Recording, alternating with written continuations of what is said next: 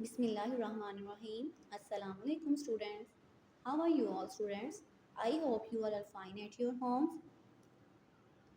This is the second part of the video English unit number 10. Be aware, be safe. We will discuss the remaining activities in this video of this chapter. Let's start from this activity. Act number 5. Read the lesson again and fill in the blanks. These are the fill in the blanks and you will have to read the lesson again carefully and the answer you will get from the reading. The first one is we should not accept gifts from dash strangers. इसी तरह हमारी ये भी fill in the blanks हैं जो कि आपने अच्छे से रीड आउट करनी है और इसको आप लोगों ने फिल करना है. And the next activity is analytical reading. Read the story Aladdin and the Magic Lamp. Do you like or dislike the story? Share your opinion with your classmates. Student, you will have to do this activity by yourself. You will read the story Aladdin and Magic Lamp. And when will you go to the school, you will share this story with your classmates. The next activity is language focus, vocabulary building. Read the given words with their meanings. These are the words and these are the meanings of these words in English carefully with a lot of attention. These are the word meaning. You will read this word meaning carefully and with correct pronunciation. Carefully, stranger, friendly, harmful, uncomfortable. The next activity is parts of speech. Read the given words and write them in the relevant columns. Parts of speech basically the grammar based activity. We have total 8 parts of speech and in this chapter we will discuss the 4 parts of speech. As you can see, the first one is noun. Noun is called the naming word. Name of any person, place or thing is called noun. And the next one is verbs. Verbs, the action word is called verb. And the next is adjectives. Adjectives, the word that describe the noun, that is called adjective. And the pronoun is a word that's used in place of noun is called pronoun. These are the words in the word bank. You will identify these words that कि किस part से relate कर रहे हैं, noun से हैं, verb से हैं, एडजेक्टिव से हैं या प्रोनाउन से हैं. आपने इसको आइडेंटिफाई करके उसके कॉलम में राइट करना है. फर्स्ट वर्ड इज सारा. सारा is a name, that is why this is a noun. And you is a pronoun because you is a word that represents someone, तो वो हमारा प्रोनाउन होगा. परमिट जो है वो है इजाज़त लेना, तो परमिट जो है वो वर्ब में आएगा बिकॉज ये एक्शन है. एंड नाइस जो है वो डिस्क्राइब कर रहा है नाउन को कि कोई जो चीज़ है वो नाइस है, तो ये हमारा एडजेक्टिव में आएगा. तो बाकी एक्टिविटी आप लोगों ने खुद इसको सॉल्व करना है अंडरस्टैंड करके. Dear students, the next activity is learning to spell. Fill in the missing letters to complete the words. You will complete this activity after reading your chapter carefully. The word is chocolate, candies, stranger, promise, secrets. The next activity is grammar, pronoun, antecedent, agreement. First of all, we will read the read B. Pronouns must agree with their antecedents in gender and number. If the antecedent is of feminine gender, the pronoun must be of the same gender. अगर हमारा word जो भी है जिसको हमने as a pronoun भी describe करना है तो वो अगर फेमिनिन होगा जेंडर उसका, तो हम जो है एंटीसीडेंट अगर हमारा फेमिनिन होगा देन हमारा प्रोनाउन भी जो है वो उसी से रिलेटेड होगा. फॉर एग्जांपल यहाँ पे सारा है तो सारा जो है वो हमारा एंटीसीडेंट है, इसको हमने प्रोनाउन में डिस्क्राइब करना है तो सारा के लिए हम शी यूज़ करते हैं, तो यहाँ पे भी शी यूज़ किया गया है. एंड हर मदर जो है वो भी फेमिनिन है तो दैट इज़ वाई हमने हर यूज़ किया. अगर बॉय होता तो हम हिज यूज़ करते हैं और यहाँ पे भी कोई सारा की जगह बॉय का नेम होता देन हम ही यूज़ करते. तो प्रोनाउन जो है वो एंटीसीडेंट के अकॉर्डिंग हमने यूज़ करना होता है. And the next activity is regular verb. Regular verbs form their past and past participle forms by adding d or ed to them. हमारे जो वर्ब्स होते हैं वो बाज़ात पास्ट में उसको कन्वर्ट करते टाइम उसके स्पेलिंग्स चेंज होते हैं. बाज़ात जो हैं वो वहाँ पे जस्ट हम वर्ब के आगे डी या ईडी का इजाफा करते हैं देन वो पास्ट पार्टिसिपल में चेंज हो जाते हैं, पास्ट फॉर्म में चेंज हो जाते हैं. कुछ वर्ब्स ऐसे होते हैं जो कि स्पेलिंग चेंज नहीं होते, जस्ट हम उनके आगे ईडी या डी लगा दें तो वो हमारे पास्ट फॉर्म में चेंज होते हैं. यहाँ पे वही हमारे डिस्कस करने वाले हैं कि सबसे पहले हमारी बेस फॉर्म है स्टार्ट. अब स्टार्ट के स्पेलिंग चेंज नहीं हुए लेकिन इसमें इजाफा हुआ है ईडी का, तो वो हमारे चेंज हो गए पास्ट फॉर्म में. बेस फॉर्म से पास्ट फॉर्म में चेंज हुए जस्ट ईडी का इजाफा करके। तो ये सारे जो हैं हमारे ऐसे ही हैं, किसी पे हमने ईडी का इजाफा किया है, किसी में हमने जस्ट डी का इजाफा किया। जैसे कि लास्ट वर्ड है डिसाइड, यहाँ ऑलरेडी ई यूज़ किया हुआ है, तो इसके साथ हमने जस्ट डी का इजाफा करना है, तो वो पास्ट फॉर्म में चेंज हो जाएगा।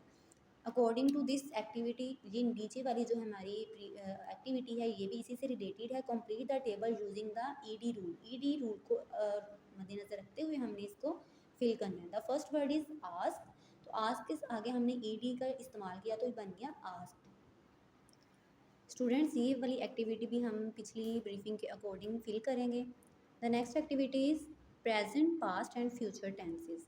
रीडमी में है the present tense shows actions which happen in the present, and the past tense shows actions that happened in the past, and in future tense shows actions that will happen in the future. Students present tense के बारे में आप पहले भी पढ़ चुके हैं, past tense के बारे में पढ़ रहे हैं, फ्यूचर टेंस के बारे में अभी आपने पढ़ना है। प्रेजेंट टेंस में जो हमारे एक्शंस होते हैं that will happen in the present, and in the past tense the action will happen in the past, जो कि हमारे गुजरे हुए ज़माने की बात हो रही है। And in future tense the action will happen in the future, कि आने वाले वक्त में हमारे जो एक्शन होने हैं जिसका अभी हमें अंदाज़ा नहीं है, जस्ट हम अपने इमेजिनेशन के थ्रू उसको फ़र्ज कर लेते हैं, वो वाले एक्शन हमारे फ्यूचर टेंस में आएंगे। According to these sentences, first one is present, Sara plays with a doll. यहाँ पे बात हो रही है कि सारा अपनी गुड़िया के साथ खेलती है, तो हमारी जो है सबसे पहले है सब्जेक्ट, उसके बाद है हमारा वर्ब में आपने देखना होता है कि एस और ई एस का यूज़ है, दैट देन ये हमारा टेंस प्रेजेंट से रिलेट कर रहा है। नेक्स्ट है सारा प्लेड विद अ डॉल। हमारी बेसिकली वर्ब से पता चलता है कि ये हमारा टेंस प्रेजेंट का है, पास्ट का है या फिर फ्यूचर का है। यहाँ पे देखिए प्ले के साथ एस का यूज़ हुआ, तो that is why this sentence related to the present, and in this sentence the verb is used in the form of ED. मैंने अभी आपको ऊपर ब्रीफिंग में बताया कि हमारे कुछ वर्ब होते हैं जिसमें हमने ईडी का यूज़ करते हैं तो वो पास्ट में चेंज हो जाते हैं। तो बेसिकली हमें वर्ब से पता चलता है कि हमारा टेंस किससे रिलेट कर रहा है। And in this sentence Sara will play with a doll. Future tense की पहचान जो है वो बहुत ईजी है, जिसमें हमारा विल या शेल यूज़ होता है वर्ड, उसी से हमें अंदाज़ा हो जाता है ये हमारा टेंस जो है वो फ्यूचर टेंस है। अब नीचे वाली एक्टिविटी देखें, write correct tense of each tense. Ali writes a letter to his uncle. आप लोग मुझे बताएंगे यहाँ पे राइट के साथ देखें एस यूज़ हुआ है, तो this sentence is related to the present, very good. And in this sentence they will wet water the plants. यहाँ पे बहुत इजी है इसको आइडेंटिफाई करना। आप लोग मुझे बताएंगे कि ये टेंस जो है वो किससे रिलेट है, प्रेजेंट से, पास्ट से या फ्यूचर से। जी स्टूडेंट्स आपने बिल्कुल सही बताया, ये है फ्यूचर, बिकॉज यहाँ पे विल यूज़ हुआ है। And in the next sentence also use the will, that is why this sentence is related to the future. The next activity is adverb of time. Adverbs of time tell us when something happens. They express a point in time. For example, tonight, yesterday, tomorrow, daily, weekly.